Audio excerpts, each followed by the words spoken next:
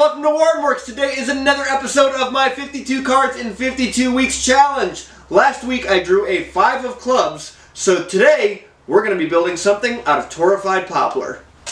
I picked up this piece of torrefied or roasted poplar at my lumberyard a while back. It starts as a regular piece of kiln-dried poplar that then goes through another heat treatment that makes the wood more stable and suitable for outdoor use.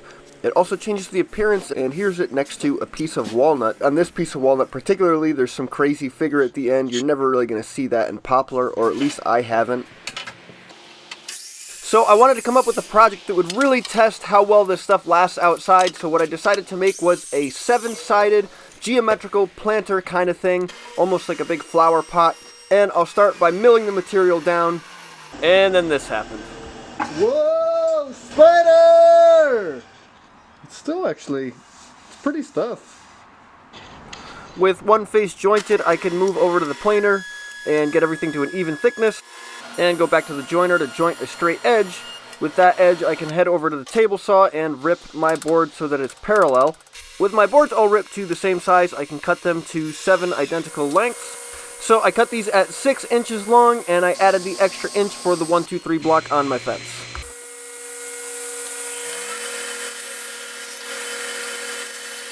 With all my boards cut to the same size, I can start figuring out what angle I want for this pattern. I decided a 15-degree taper on the side would look the best, which I figured out by just using this little digital angle finder.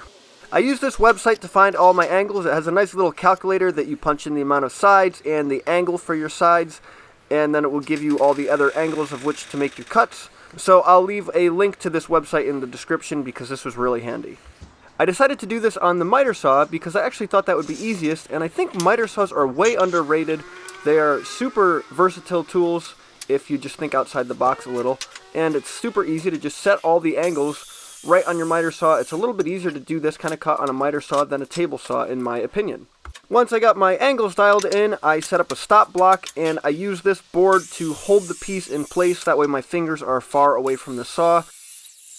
With all the angles cut on one board, I can flip the saw around to the opposite angle and move the stop over, and I'll do the same thing, cutting the same angle on all the other sides.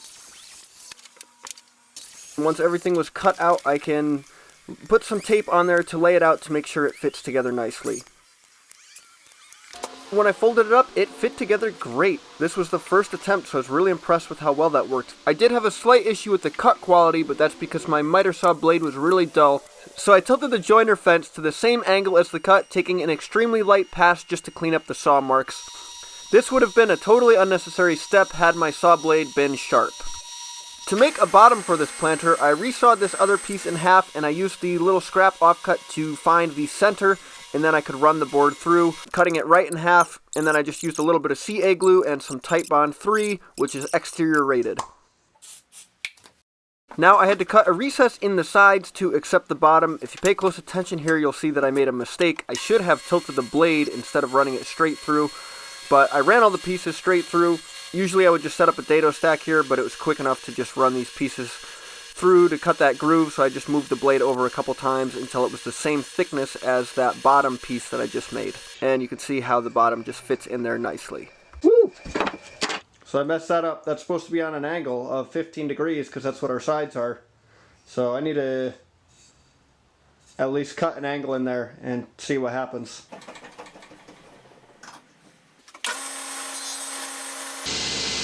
think that'll be okay.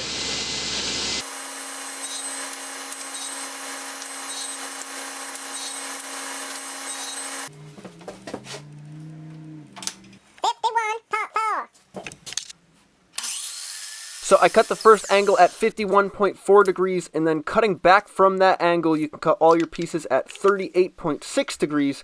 I think you could just start with 38.6 degrees and cut them all that way to get a 7-sided shape, but this is just how I did it, and it ended up working out. So I'm going to take the measurement of the inside of this, and it's just about exactly 3 inches by coincidence.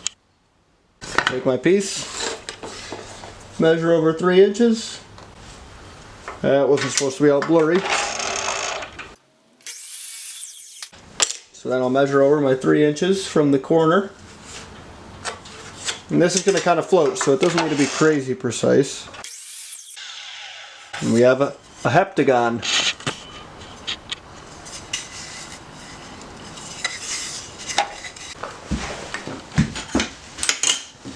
Now the question is, do all these pieces fit around this?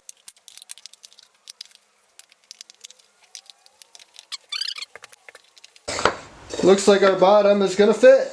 Woo! Alright, now it's time to tape this thing up and glue it together.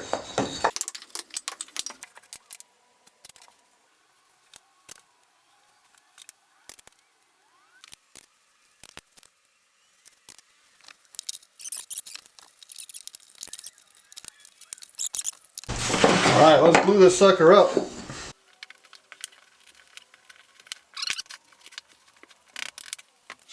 I use Titebond 3 because it's good for exterior use. I actually don't love using Titebond 3 because it takes a longer time to set up, which can be great in stressful glue ups, but it can also be frustrating when you want to glue something up and get on with the project. Oh, come on, what's going on here?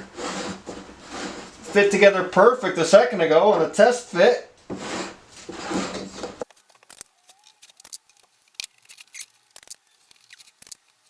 Alright, we're going to try something. For whatever reason, once I glued this piece up, I could not get it to fit together as nicely as it had when I did the dry assembly. So I ended up using shrink wrap around the piece to get even pressure everywhere, and it worked surprisingly well. I will definitely use this method in the future for similar glue ups. Oh yeah, that worked great. Look at all the squeeze out we suddenly got. Well, I know this is a one-day build, but I think I'm going to let this sit overnight. In the morning, I can cut the shrink wrap off and sand the piece out. I thought it was important to let that sit for a long time because Titebond 3 does not set up as fast as Titebond 2, and I did not want this thing to fall apart. It was actually a little difficult to sand this because it was such an awkward shape, being a 7-sided object. And with all the surfaces sanded, I can do a little bit of hand sanding to ease over the edges. And I drilled some holes in the bottom that can let water flow out so it doesn't hold water.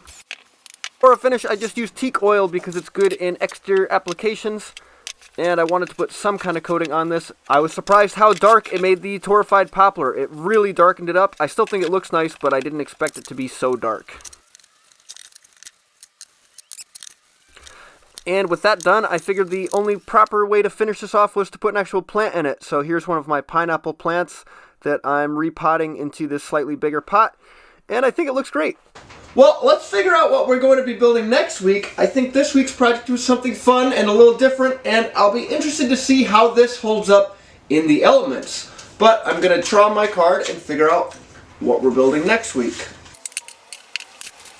Here we go. 2 of spades. What do we got? A brass chisel hammer. Oh, that's going to be fun. I need one of those, so I'll be building one of those next week. And come on back for that. Thanks for watching.